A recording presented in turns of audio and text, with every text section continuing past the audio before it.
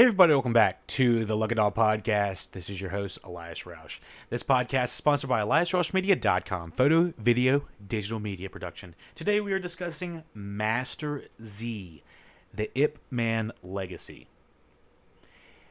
Master Z, Ip Man Legacy is a 2018 Chinese martial arts film directed by Yin Wu Ping and produced by Raymond Wong and Donnie Yen. It is a spin-off of the Ip Man film series and takes place after the 2015 film Ip Man 3.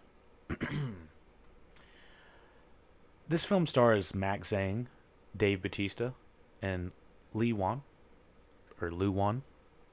and was released December 21st, 2018. Excuse me, let me get a little bit. It's not that good. So we have just about the same crew as we do as the Ip Man franchise, with the exception of a different director, Yin Wu Ping. So we don't have Wilson Yip returning, and we also do not have Donnie Yen returning to this franchise. This was made on a $28 million budget. It's about an hour and 47 minutes. It was distributed by Universal Studios in the USA. And I gotta say, it follows very much of the same plot lines as the other Ip Man franchise films do. Very much a master that doesn't want too much trouble finds trouble, and unfortunately has to work his way out of it, usually by the means of Wing Chun. This music is by Day Tai. This is a different composer than the original Kenji Kawai. So it does start off with that dun dun dun dun, but it doesn't hit it the whole time, to be honest. Maybe at the very end. But yeah, so overall, Master Z. It takes some of the fun things of the Ip Man franchise and tries to sprinkle them out into a new, let's just say, legacy is what they say. But where it fails to me is that this main character of Cheong Ten Chi, who was introduced in the Ip Man 3 movie as kind of this single father who's just trying to work his way as hard as he can to make ends meet and open up a martial arts academy.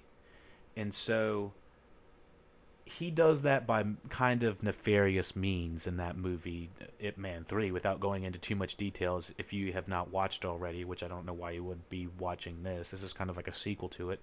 And soft reboot, I guess. But and there's even some of the same characters and actors returning from the Ip Man franchise to the Master Z Ip Man Legacy universe. You almost got to think of the Master Z Ip Man Legacy as like a separate universe that has branched out from the timeline that is the Ip Man, timeline. Like Master Z's coming all the way down here, kind of. So, anyways, just kind of gearing you in the headspace of what's going on. Single father trying to make ends meet and, having to do nefarious things in order to live a clean, healthy life. So I'd say this movie is missing the fun and the spark that the Ip Man franchise had. There was this sense of not whimsy, but like curiousness to the art of Wing Chun in the first, at least, movie. And the more as they explored it, the better they got with shooting the action. However, this feels like it's missing the fun. The main actor here is playing this Ten Chi character very seriously in a way that I feel like Ip Man Donnie Yen as Ip Man was not doing. Donnie Yen was playing it much more modestly and much more what felt like grounded. This actor feels like he's not emo, but he's not having fun in the same way that Donnie Yen was having. And of course, this is kind of different situations, and it's kind of apples to oranges when it comes down to the types of people they were. But it does was the character I saw in the third movie someone I wanted to see an entire movie made after? I'm not sure. I didn't think he was redeemed in a way in Ip Man 3 that made me want to see this character continue on in his own realm, in his own series. So that was my biggest problem. It's about let's just say the majority of the Ip Man franchise is about an 8 out of 10. Maybe the third one might be more of like a 7 out of 10. Master Z feels about a 6 out of 10, maybe 7 out of 10, just from feeling like I'm understanding and liking the story and relevance of these characters. I just felt like I was watching the characters mostly because they were in this world, but if it didn't have the Ip Man legacy stamp on it and it didn't have anything to do, if he had a different name, which he might as well at some points of these, because it doesn't have really anything to do with the Ip Man legacy, it honestly doesn't. I don't think I'd watch it. It's not like I would turn it off. I'd just be like, this is nothing too special about it. But there are a handful of scenes where the fighting is impressive. So let's continue. This is where we're going to drop off the non-Patreon members. So if you're interested in getting this full review, go to patreon.com/LuckyDog You'll get to understand all of the ins and outs of why we think this cast is phenomenal, but yet the story kind of is underserved. We have Tony Jaa, Michelle Yeoh, Ziyo, Li Yan, Dave Bautista, Max Zhang. I mean, we have a crazy lineup of people that are in this movie. Even the guy that played Jin is back from Xing Yu. He's playing Fu in this instead of Jin. So it's kind of interesting that they even have some of the same people that are in the Ip Man franchise coming back to play different characters. It's just like, what is going on at this point? So here we go. LuckyDogPodcast@gmail.com for all comments, questions, concerns. Email that. You can check us out at LuckyDogPodcast.com. You can check out all of the social medias there. Be sure to check out the Patreon to get all of these reviews early. You could have listened to the entire Ip Man franchise series reviews early if you were just a Patreon member. I've been trying to tell everybody this. If you help support the podcast, it helps support you. At least an understanding of why you would want to watch Ip Man, why you would want to check out the Fast and Furious franchise, why you would want to check out all this goodness. Heck, it's all there. Patreon.com/LuckyDogPodcast. You can sign up for as little as $1. So be sure to check all of that goodness out. Here is the plot to Master Z Ip Man Legacy. After being defeated by Ip Man, Cheong Tin-chi lives a depressed life. Not a desperate, a depressed life, moonlighting as a missionary before choosing to leave behind the world of martial arts and instead open up a grocery store on the ground floor of his house. While on a delivery run, he runs into an opium addict named Nana and her friend Julia, who are both fleeing from a drug dealer. So say Kit. This feels very much like another character that was in an Ip Man franchise series. For, I want to say it was the fourth Ip Man, maybe the third one. I felt like that was what it was. So Tin-chi ends up fighting with Kit's gang and defeats them single-handedly.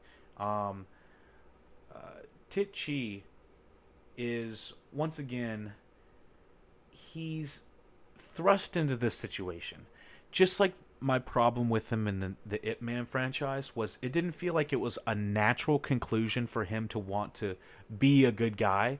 It feels like he was forced to have to help these people out, and he's not exactly always wanting to do the right thing. So, he's almost put into these situations forcefully. Like he's just trying to make ends meet, and he's put into these situations for good or for worse.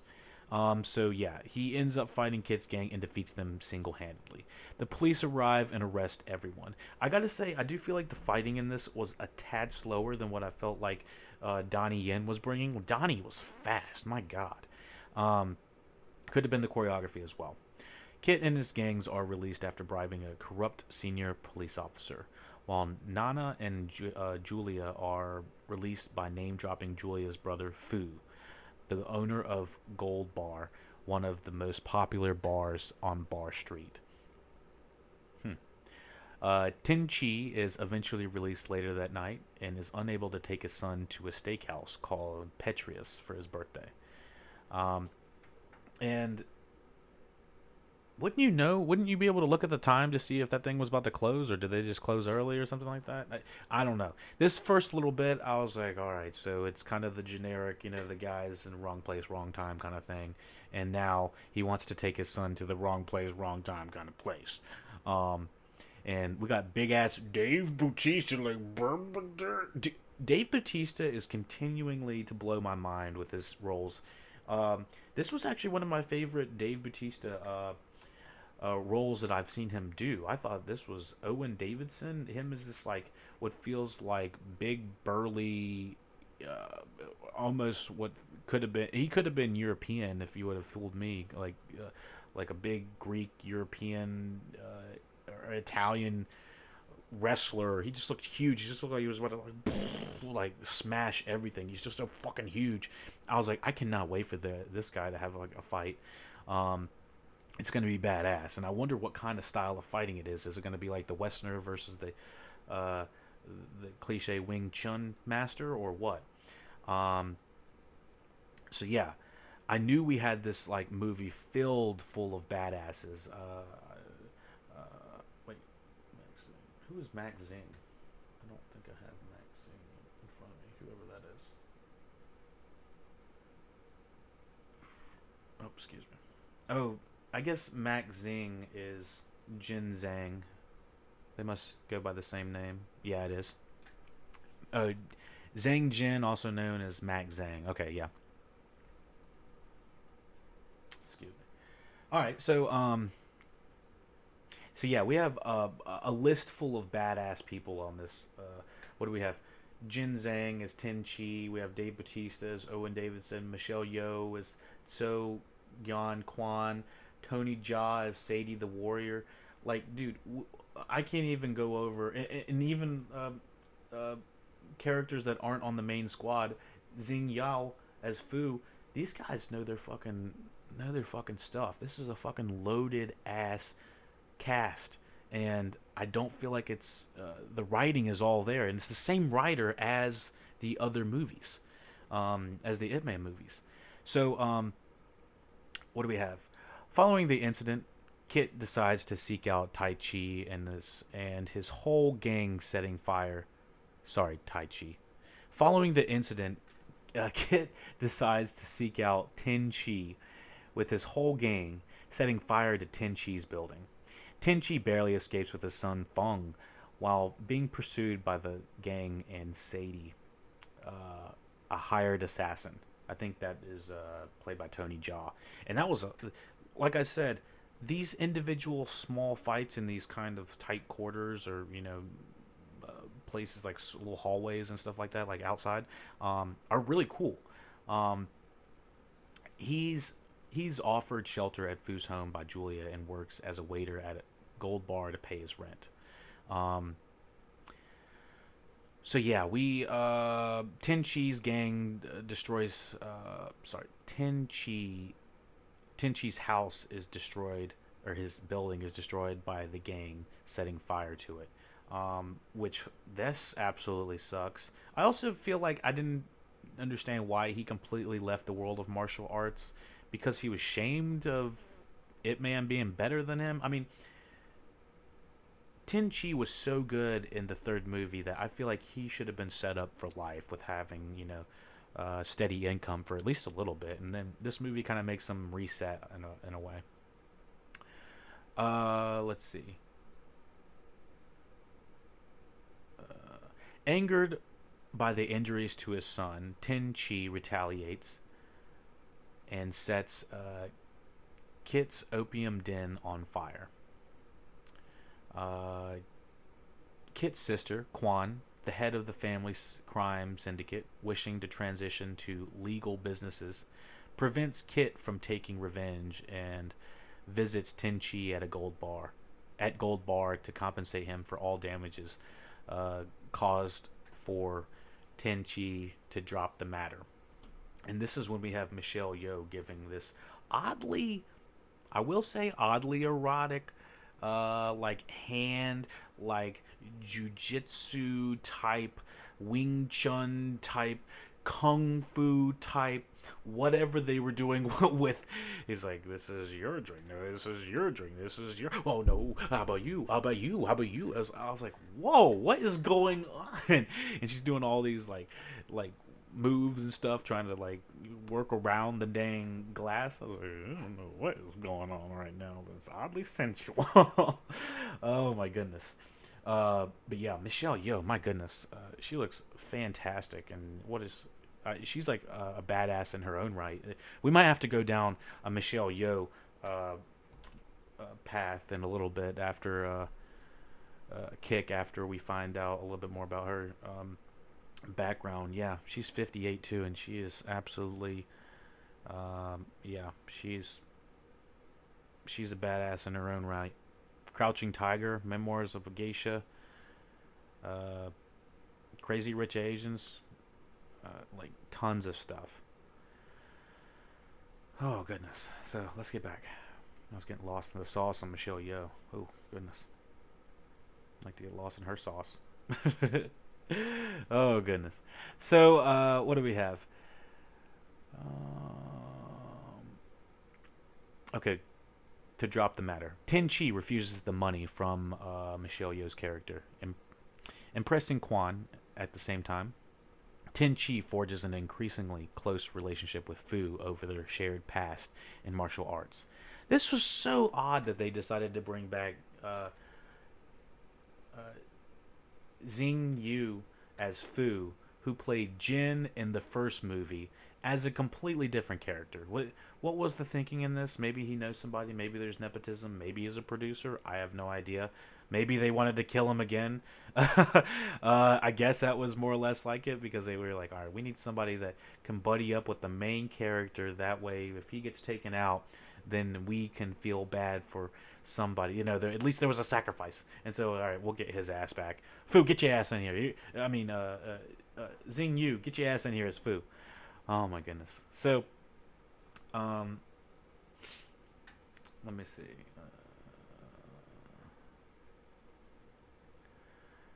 All right.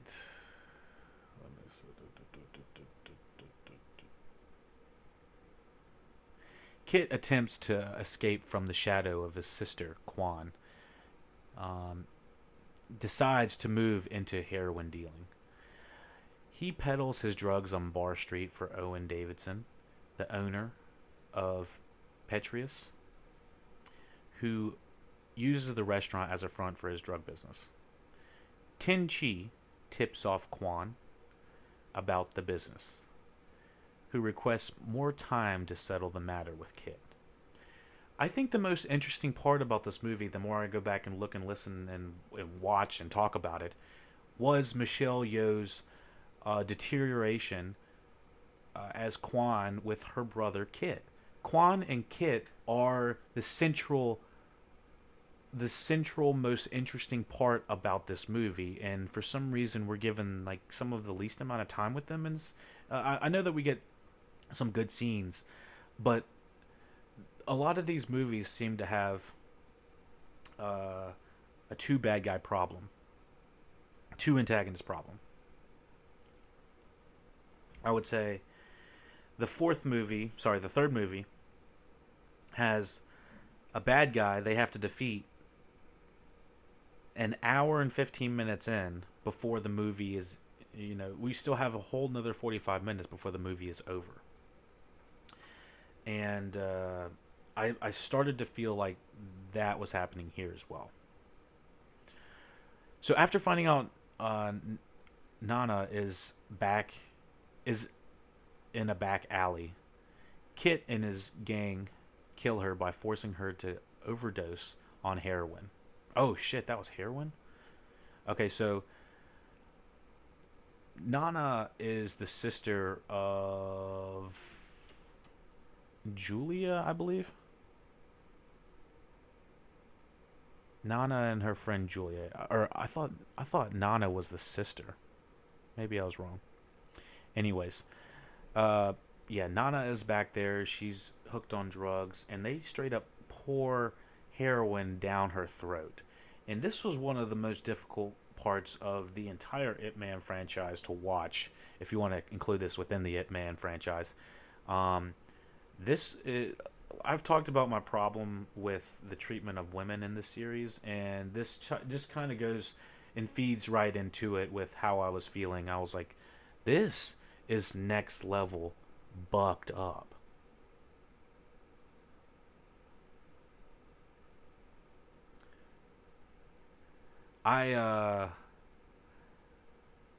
When I was watching it, I was just getting the same feelings I was when Grandmaster Wong's daughter was being attacked in the fourth movie, and I was like, God dang, it's just difficult to watch. I was like, it's yeah, I don't know how much more to say about it. You can't laugh about it, you can't joke about it. I mean, it's just fucked up. But yeah, Tin Chi and Fu fight their way to the Syndicate's headquarters, where they fight with Kit and Quan. Quan, attempting to placate them, cuts off Kit's right arm and forces him to reveal where he stored his heroin. Fu exposes the drugs to the media, which makes newspaper headlines. Yeah, I'm not sure if that was a smart move, Fu. Maybe you don't want your face on that. But anyways, yeah, this entire fight with Michelle Yeoh and Jin Zhang, fascinating, a lot of fun. I get to use very interesting weapons, get to use a fun, interesting location. You got like 20 bajillion people in the scene. Like it's madness going all over the place. And then on top of him getting his Kit getting his arm chopped off, that's always a good time. So what do we have? Soon after, David has corrupt police officers plant drugs at the Gold Bar and arrest Fu on drug charges after arresting. Sorry. Davidson has corrupt police officers plant drugs at Gold Bar and arrest Fu on drug charges. And did you notice that this is actually one of the same officials? This white guy, this drunken British ass, Matthew Jacquet, is the same actor that was in, I think, Ip Man. Which one was he in? Ip Man 2 or 3. He was in one of them. Jesus. Maybe he wasn't. I thought he was. Okay, maybe he's not. I thought he was in Ip Man. I don't see him. He's not listed on here. Oh well. Maybe that's not him. Hold on. Sorry, Brian Thomas Burrell, senior police officer. That guy. He was in Ip Man 2 as a different character, as Emise. Yeah, one of those British assholes in the second movie. But anyways, yeah, so he arrests Fu on drug charges. It's like, well, fuck. After arresting him, the senior police officer hands Fu over to Davidson to be killed in an unfair fight. I mean, Fu is a badass in his own right, and we see like a little, some like agility skills that he had against Max Zing earlier. Sorry, Max Zhang earlier, Tenchi. They had a little brawl, or it was a play fight, but having Fu tied up in front of Dave Bautista, dude, that was hard to watch. After arresting him, the seniors handed him over Fu over to Davidson to be killed in an unfair fight. And literally, he's chained to he has his arms chained while Dave Bautista is holding the chain, and he's punching him and pulling the chain again, punching him, pull the chain again, punching him, pull the chain again, and dude, I was like, God dang, I would never want to be in that situation. But my God, that has got to be one of the worst ways to go, just beaten to death. So thus, someone has to be avenged. Someone has to be avenged again. So following the discovery that Davidson murdered Fu, Tenchi fights with Davidson at his restaurant, during which he regains his confidence in using Wing Chun for good.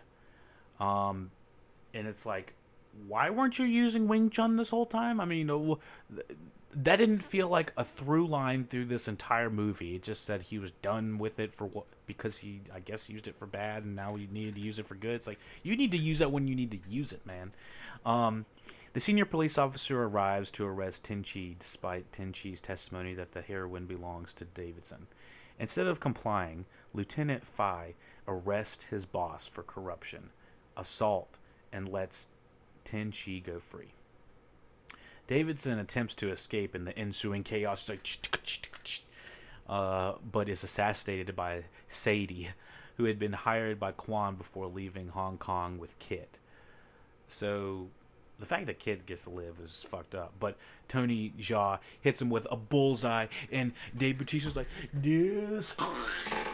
And then he fucking gets slapped, he gets got right around the corner. It's kind of goofy how he's running, and it zooms up on his fucking bald head. It's like, oh God, I was like, this movie.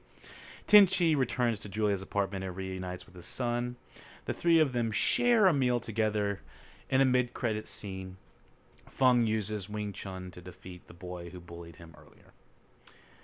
So, yeah, I actually didn't see that mid-credit scene because Netflix likes turning off the credits before we can even think about watching the credits. But yeah, that is Master Z, the Ip Man Legacy, 2018. Thank you for listening, watching LuckyDog Podcast. Let me know what you thought about the Master Z Ip Man Legacy review. Let me see if there's anything else. A lot of people just gave this mediocre reviews, like 6 out of 10s and stuff like that. Maybe 50% on Rotten Tomatoes and stuff like that. I don't. Let me see. Master Z. Let me see. Let me see about Master Z. Yeah, what did that get? Rotten Tomatoes. I'm just curious. Oh, it got 89%, I think. Ip Man Legacy. Yeah, it did get 89%. I would not have given it that. That's definitely not what I would have given it. But it's not 89% you would recommend it. It'd be like, that's how many people are saying yes, you would watch it versus you wouldn't watch it, that kind of thing. So anyways, let me see anything else. Yeah, I think that's about all I have for this podcast. Thank you all for listening, watching LuckyDog Podcasts.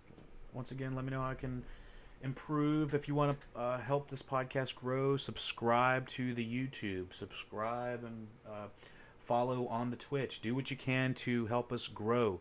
Yeah, and go to LuckyDogPodcast.com.